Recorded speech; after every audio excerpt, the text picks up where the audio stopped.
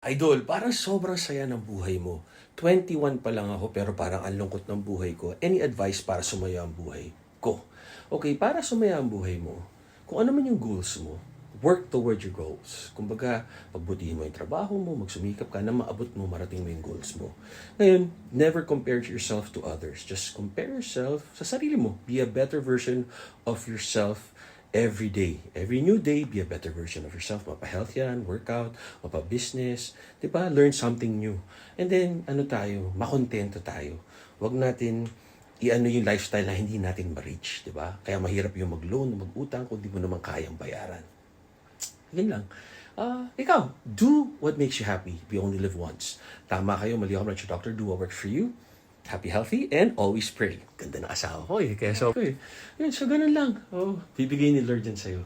Basta be a good person.